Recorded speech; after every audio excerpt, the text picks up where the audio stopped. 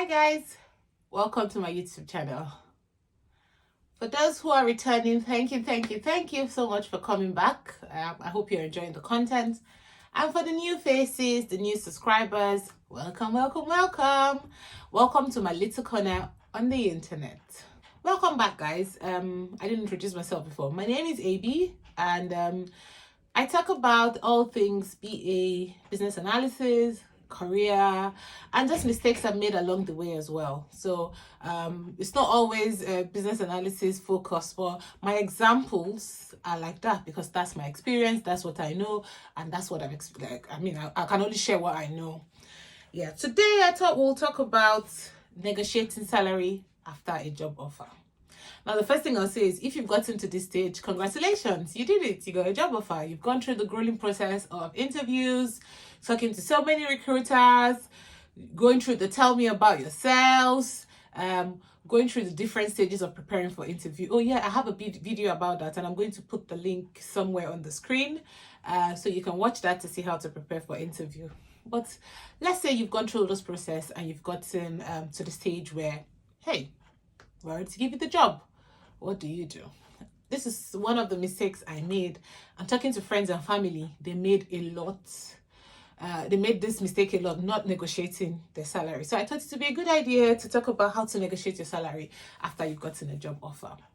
So I was wondering if I'd share one of my experiences first, and then go into how I think you can prepare yourself to negotiate your salary.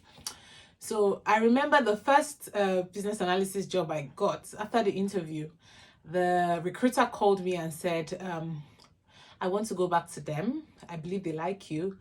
What should we say? Now, I'll give this, it was a range. And something in me, I can be very stupidly courageous sometimes. I was like, go for the top. This was over the phone. I don't know if I would have been able to say this in person, but I just said go for the top.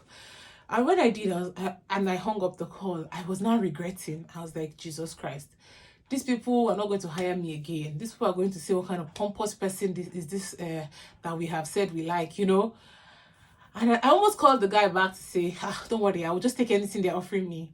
But I swear, while I was still in that, my thoughts and that self-doubt and everything, the guy calls me back and he was like, congratulations, they're giving you the top. I screamed on the phone, hung up, and I was like, so you can actually negotiate with these people. Let's pull back a bit. So you see, I used to work in Nigeria, and getting a job in Nigeria, first of all, is hard. Then negotiating salary. I'm sure there are people who negotiate their salary in Nigeria, but I got a job when I was like maybe 22, 23. So I didn't really know about all those things. So when I got a job, I just took the salary for what it was. I worked in federal government, so I don't even know if they negotiate salary. I don't think they do.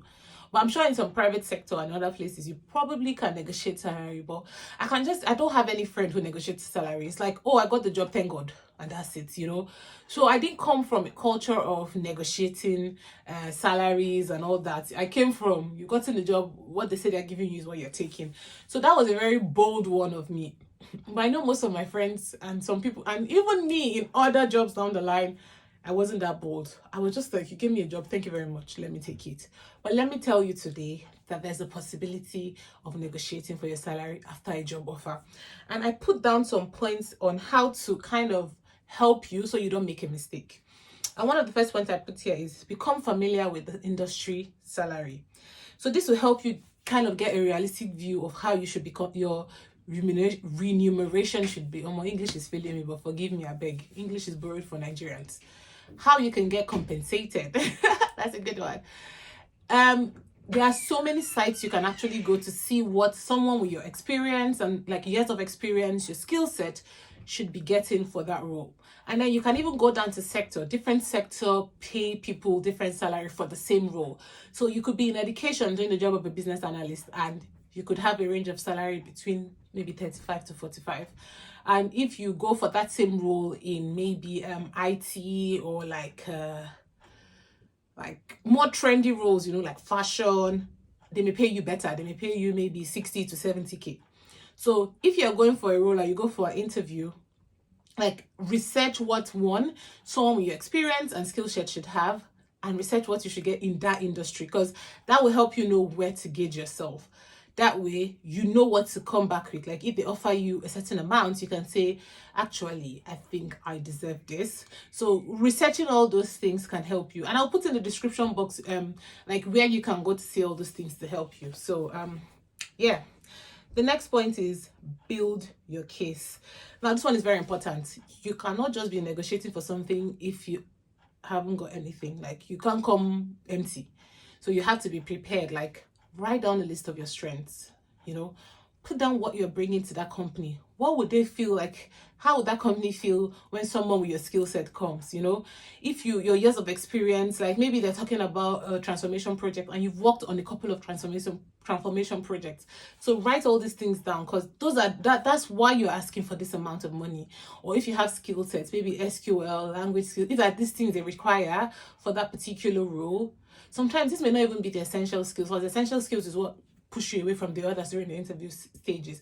This could be desired skills or skills that were not even mentioned that can help a person in that role excel. So you're bringing all this to the company. Some people may have gotten Prince 2. Some people may have SQL skills. So you're bringing all those things to help, database management. You're bringing all that skill to the table. They should pay you your worth, essentially. But if you don't have those skill sets, you cannot be negotiating. Let's not lie to ourselves. You have to build your case, make them understand why you are saying this is the amount I want, justify it essentially. And then I have practice your delivery. Practice. I said this during my how to prepare 5 top tips for interview. I'll link that somewhere, so you should watch it. That's very helpful.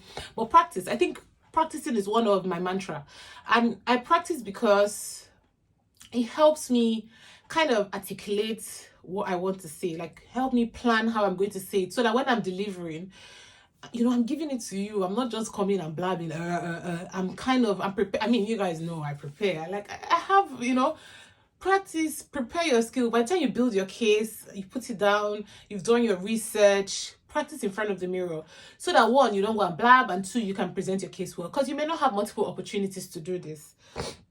And then I put other types of compensation and benefit, but I'll talk about that last. So let's say something, know when to wrap it up. I mean, a reasonable employer is not going to withdraw their offer to you because you want to negotiate. So it's not a bad idea to negotiate. However, you don't want to drag it on. Like maybe you guys are going back and forth. No, I want 50. Oh, sorry, but I only offer you 45. And you come back, no, I want it to be 55 or something, Know when is enough and know when to wrap it up. Know when to stop. So that you don't have that, you don't want bad blood between you and either the recruiter or the hiring manager, And I'm not going to say they're going to rescind the offer, but yeah, I mean, imagine if you go haggling in the market and you guys are going back and forth, the guy will like, just go, you'll be tired, or you wear them out, and then when you buy, they're not happy, you don't want to start in a company kind of with a horrible relationship, So know when to wrap it up. Yes, negotiate. Yes, build your case. Yes, practice. Put your case forward, but know when to wrap it up. And finally, I have here, get it in writing. Let them put pen on paper. Let them send you an email to say, this is what we agreed and this is what we're going to deliver. If you don't see it on the contract, send it back to them and said, according to your email you sent me on Friday the 25th, this is blah, blah, blah, blah, blah. Okay, so those are the top ones. There was one I said I'll kind of push to the back corner, and this is compensation and benefits. This one is really good, especially if there's a fixed kind of a fixed salary for the job when advertised. You can negotiate for money if they are not budging, because maybe they're a small company and they're just starting, blah blah blah. They can give you other things. There's extra holidays, so you could get extra vacation days. There is flexible working. You could do 4-day work week. You could do maybe, if it's not a remote role, you could negotiate, splitting your days, maybe working 50% in the office, 50% at home. You could negotiate health insurance. You could negotiate retirement schemes, pension, how much the company will contribute to your pension. So remuneration is not the only way to kind of negotiate your salary. Like, I know we said negotiate salary, but it's not the only way to negotiate compensation, let's say it. Because sometimes the companies may have a fixed rate, But if they really want you, if they see you're bringing a lot, they will give you a couple of extra things. Because the thing is, with extra holiday, you get more rest time. I don't know about you guys, but when I started working, I think I had 21 days. By the time the year had finished, I finished at 21 days, and I will not have any number of days to go back to Nigeria for Christmas.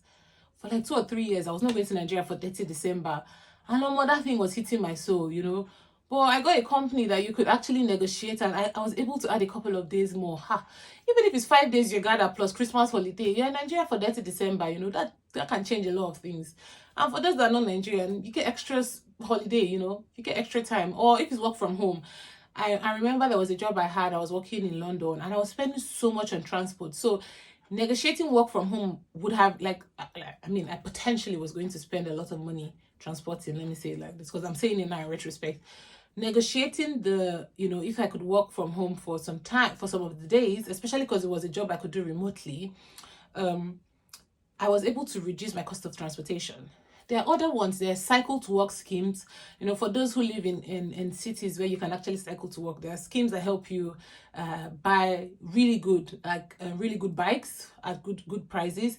There are even some that offer you what's it called? Car loans. So you could get car loans if you want to, get a car. There's some that offer discounts if they're even electric cars. There are all those kind of small other sort of compensations that you can ask for and you can use to negotiate, especially if they're not going to budge in terms of the cash. So don't think you're only restricted to remuneration. There are other forms of compensation that you can actually use. So what I did, I put down 3 different scenarios, and I thought it would be good for me to kind of go through and answer how I would answer them. So the first one is a job advertised with a salary range. So this is when they advertise a role and they put maybe between 45 to 50 or 45 to 55. Like I gave you my example of when I said go for the top. So going for the top means going for the top of the range. Because most times they'll start from the bottom and they go up. Whoever is recruiting, first of all, would save the company money. So they will try to, I won't say lowball you because that sounds bad. You saw the amount you were going for, but they will try to do that. So what I would do is I will ask for based on what I'm bringing to the table. So I would have built my case and I'll be like, because I'm bringing the skill set of someone who has Prince 2 or any certification you have, because I have more than 5 years experience on a business transformation project, I believe I should get the higher end of the salary scale. I must say though, when I said go for the top, I can't lie, I did not build my case. I did not practice, which is why I was doubting myself. I just shot my shots, I just shot my shots and that was it. But to kind of buttress why you need that, I always think it's a good idea to build your case. So if it's in that scenario, I'll put down my skill set, I'll practice, and then I'll tell them this is why I believe I should go for the top of the range on that salary scale. I don't know if that's helped you. And then I have jobs with no salary or ranges advertised. So this is, they just put a job there was nothing there. Usually, to be fair, with these jobs, you would speak to a recruiter or a hiring manager first before they put you forward, because they want to make sure you are within what they can actually pay for.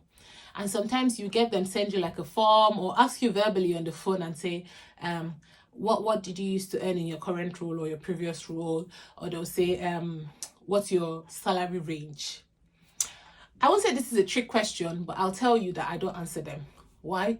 Most jobs, before they come, they have a budget for the role. They don't just put out a role without having a budget. They always have a budget for the role because they have to plan for the financial year. So what I do is I tell them, I'm afraid I cannot give you my salary expectation if they're what they're asking for, or how much I currently earn for privacy purposes. Why do you want to know what I earn? And then I say, can you tell me what the budget for the role is? This is essential because it gives you an idea of how much they think somebody in that position should be earning. Sometimes the recruiter comes back with a range. Sometimes they say the budget for the role is this amount. That helps you now know. First of all, it even helps you know if you want to go for the job, because if the job is below what you think you should be earning based on your experience, based on your industry, and based on industry research, based on your skill set, then don't bother to go for that role. But if they say something you're comfortable with and something you go for, that's good. Sometimes I feel like even when they tell you that limit, you can say, oh, I understand you're offering them the budget for the role is 60,000. I believe with your accolades again, with these skill sets I have, and for the job you're asking me to do, I should be earning, for instance, let's say 60k. I should be earning 65 to 70,000 or 70,000 pounds. Is it possible to renegotiate? Is it possible for them to, renegotiate on the budget for that role? Sometimes they'll be like, no, it's a hard no on this. Sometimes they'll say, oh yes, it's possible, it's negotiable. I'll get back to you. So you see, you're not losing, because sometimes the budget for the role may even be like 70 straight up, and maybe you currently earn maybe, I don't know, 50 where you are, but that was the entry salary you entered with, and you've gathered more experience, you've learned more. Maybe during your time in the current company where you were, you have gotten through some professional skills, you've learned a lot, you've built yourself, So if you were in the company, maybe national progression would have been to go to 55 from 50, but because you are going to bring all these skill sets to that company, you actually should go for the top, because of all you've acquired. Oh, that's another thing you can negotiate on: professional qualification. Some companies can do that for you. They can pay for LinkedIn, or they can pay for certifications for you. I digress. Anyway, yes, always ask them, what is the budget for the role? I always say, don't tell them how much you earn. That's your personal thing. Tell them. And always have your accolades. Don't go and just be shouting amounts and you're an empty, I don't want to use empty vessel, but you don't have what it takes to earn that amount. Because remember, all this negotiation, you're going to do the work, and you have to prove that you can, that you're bringing the worth for them to be paying you that amount. So it's not just saying you have this and then you get there, you'll not be able to do it. So yes, so you can negotiate all those things, and they can come back to you and be like, oh yes, I've spoken to the board of directors, head of finance, and they are willing to go to that amount because of your skill set. Or they come back and they say, no, we can't go for that. Then you can bring in other compensations and say, oh, okay, will you be willing to pay for a professional course? Can I join the car scheme? Can I do all those things? Those are examples. Yeah. And the final scenario I have is job with a fixed salary amount. This one is a little tough because, if you see that the job is 50 and you think you should be earning 60, I'll say, why are you even searching for a job in that 50 range? That's another video I'm going to do. It won't be a full video because it's a short one. How to how to filter to search for the job you want, instead of going through thousands of jobs where it's 24k, meanwhile what you want is 70k. So I'll do a short video on that. Watch out for that, coming soon. But yes, this scenario is job with a fixed salary amount. So if you see a job with a fixed salary amount, I normally would say, if you want to negotiate the price, do that early.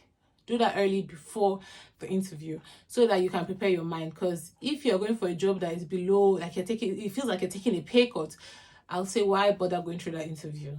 However, there are scenarios where you can ask for more money after, because when you do an interview and you find out more about the job, and you find out that the remuneration does not tally with what is expected of you, you can ask them for an increase. You can negotiate. You can say, I understand that you've put down this amount of this salary for the job advertised, but I believe doing this should mention the amount you think you can get. It's a negotiation.